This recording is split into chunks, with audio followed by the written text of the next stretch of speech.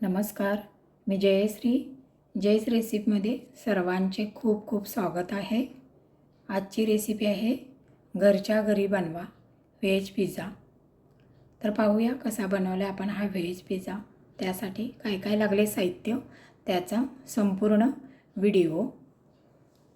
तर इथे veg pizza बनवण्यासाठी सर्व भाज्या मी स्वच्छ धुवून चिरून घेतलेल्या आहेत.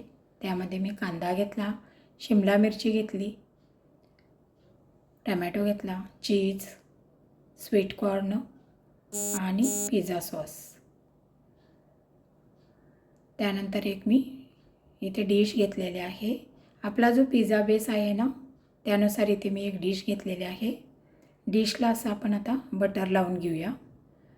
सर्व डिशला मी ब्रशने असे बटर लावून घेतलं. त्यानंतर पिझ्झा बेस त्यावरती ठेवला. आता याला आपण पिझ्झा सॉस लावून घेऊया. सर्व बेसला पिझ्झा सॉस लावून घ्या. चमच्याने व्यवस्थित सगळीकडे पसरवून घ्या. त्यानंतर काटे चमच्याने असे होल पाडा. त्यानंतर याच्यावरती मेयोनीज घाला. मेयोनीज पण चमच्याने व्यवस्थित पसरवून घ्या. सॉस आणि मेयोनीज पसरून झाल्यानंतर याच्यावरती बारीक चिरलेला टमॅटो घाला, चीज घाला. चीज घातल्यानंतर याच्यावरती परत कांदा घाला. सर्व भाज्या सगळीकडे व्यवस्थित पिझ्झा बेसवरती घालून घ्या. त्यानंतर शिमला मिरची घातली, भरपूर असं चीज घातलं, स्वीट कॉर्न घातलं, हे चिली फ्लेक्स आहे, चिली फ्लेक्स घाला, ओरेगानो घाला. त्यानंतर याच्यावरती भरपूर असं परत चीज घाला.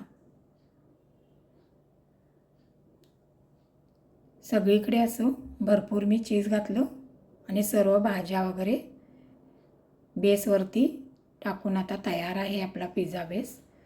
गॅसवरती कढई ठेवली, त्यामध्ये मी मीठ घातलं. हाताने थोडंसं मीठ असं मी पसरून घेतले. त्यानंतर याच्यावरती मी एक जाळी ठेवली.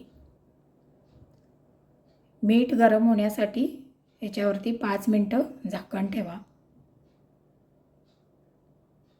मीठ आणि कढई आपली गरम झाली, 5 मिनटातच गरम झालेली आहे. आता पिझ्झा बेसची प्लेट आपण व्यवस्थित कढईमध्ये ठेवूया.